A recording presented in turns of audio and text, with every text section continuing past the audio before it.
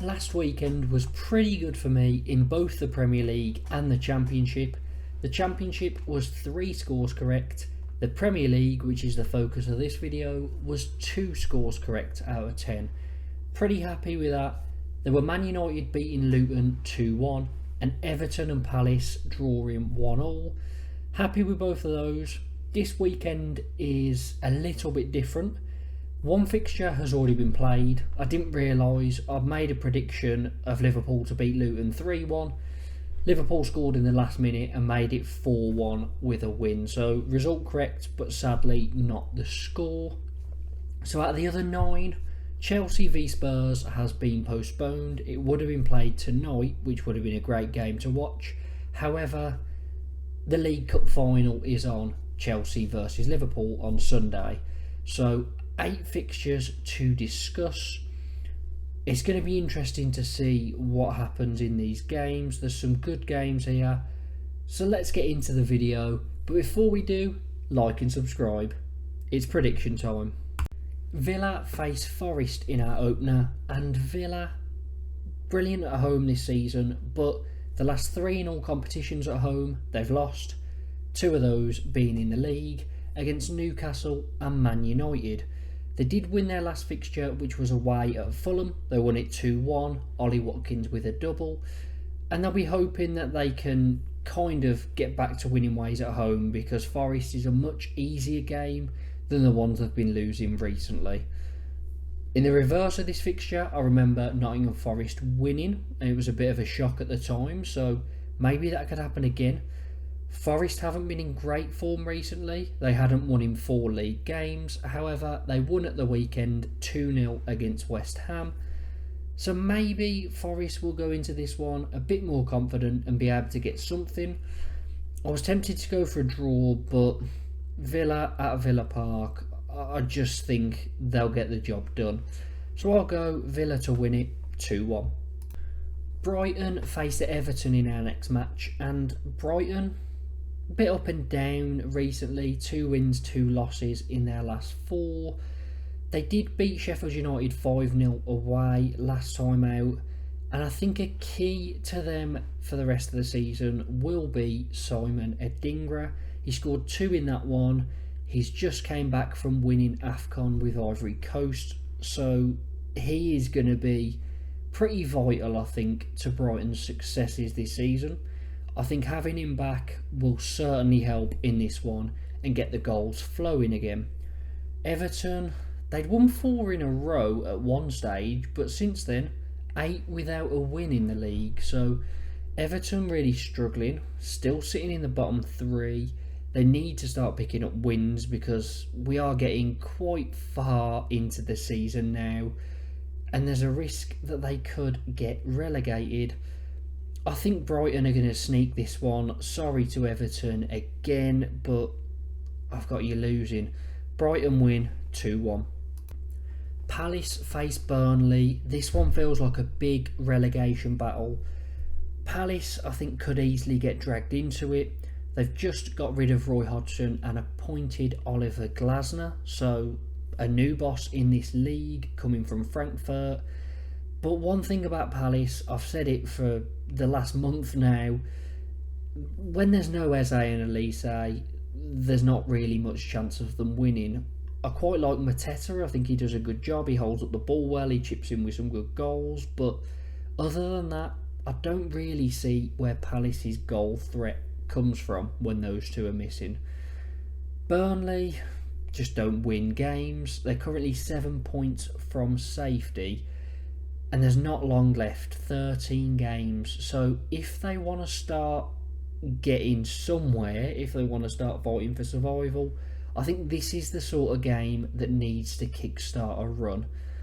That being said, when a new manager comes in, I can't really see him losing, so I'm going to go for what I feel like I always say with Palace, in a tight game with another side that's down there, 1-1. Man United face Fulham now. Man United, good form, very good form. 4 wins in a row in the league. Rasmus Højlund can't stop scoring. However, he's going to be missing for a couple of weeks, so not featuring here. Is that going to have a big effect? It could do, because he seems to be scoring in every game, and he is. I believe it's 7 games in a row now that he's scored in. So he's key for goals. Can other players step up? I think they can. And I don't think Fulham will cause too much of a threat. They're sitting in 12th. They are the side that really should be safe, but I think they're the highest current side that could get dragged into this battle. However, I think they've got enough. You shouldn't really be needing more than 35, 36 points this season. They're on 29, so Fulham will be okay. I think Man United will get the win here. Potentially pull themselves closer to the Champions League. Man United to win 2-0. Bournemouth against Man City. Now, these two sides have met 14 times, and Man City have won every single matchup. Bournemouth, no wins in 6 with 3 draws and 3 losses. A draw against Newcastle last time out was a pretty good result for them. Man City, people seem to say they're in a tricky spell at the moment, not picking up enough points. They only drew 1 game, they've won the rest, so I'm not sure about that. Yes, they look a little bit they're not too ruthless at the moment. A 1-1 draw with Chelsea, a 1-0 win against Brentford. They're creating plenty of chances, they're just not scoring in those 2. But I think they'll get back to it here. Law of averages kind of says if you're creating, if you're having 10 shots on target a game, you should start to score at least 2 a game, something like that. So I think City will start scoring more, but the key thing is they're not losing games. They had 1 draw in the whole of 2024. They've won the other games. So City to win here, 3-1. Arsenal face Newcastle. Now this could be a big one. Arsenal on a great winning run at the moment in the league. They've won 5 in a row, and they are putting up some big numbers, putting 5 past Palace, 5 past Burnley, 6 past West Ham.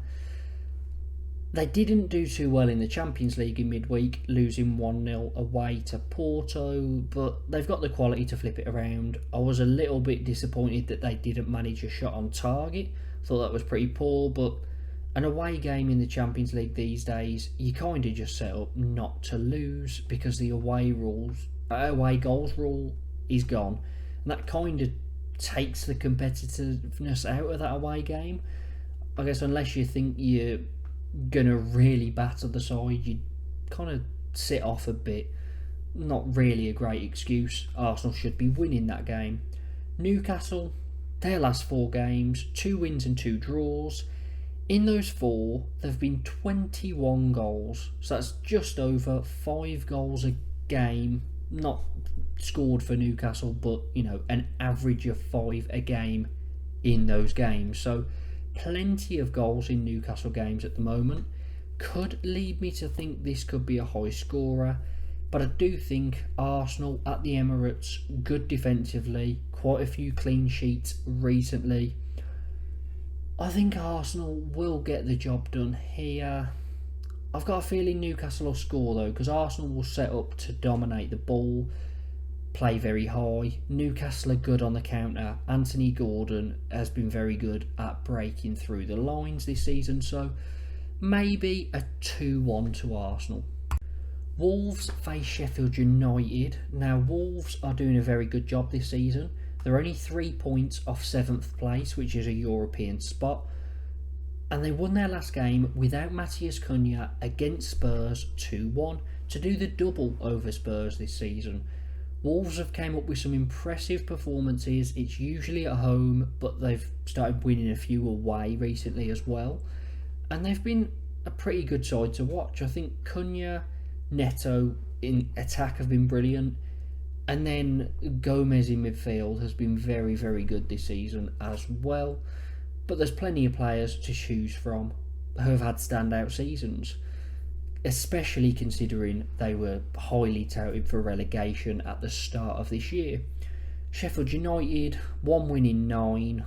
I mean, they've caught up with Burnley, but it's still not enough. I can't see them escaping. I don't think Burnley will either, but if I had to pick one of them that I think could go on a run, I'd probably have to go Burnley, just because they've got a few more exciting players, in my opinion. Sheffield United, it's not been a great season. They're losing a lot of games heavily.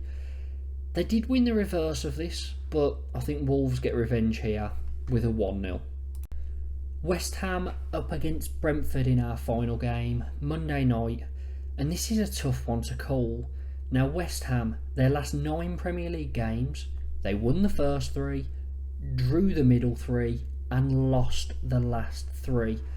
They're somehow still sitting in the top 10 despite no wins in 6, and their last 3 games that they've lost have been by pretty poor scorelines. They've conceded 11 in those 3 and not scored a single goal. When there's no Lucas Paqueta, there doesn't seem to be a party. Brentford, they haven't been great either. Out of their last 5, they've lost 4, won 1.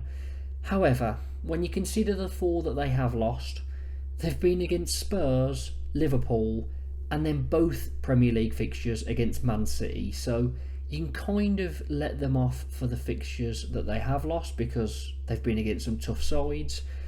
This is an opportunity for Brentford, because I was slightly worried before Tony came back that they might fall into a relegation battle. He has helped them to a couple of wins over the last month, but they need to take opportunities like this. And West Ham seem to be getting worse every week. Can Brentford get anything? I'm going to go for West Ham to get a goal, and I think it'll be all level, so 1-1. So those are my predictions for these Premier League fixtures. There's 8 here, some very good ones. When Chelsea-Tottenham is rescheduled, I will do a short video on that as a prediction. There will also be an League Cup final kind of prediction analysis video coming out probably on Saturday or maybe Sunday just before the game, so make sure to have a look at that one. It should be a good weekend, especially with that cup final to round it off, and I'm just hoping I can pick up a few correct scores out of our 8 fixtures. Hopefully it's an entertaining weekend.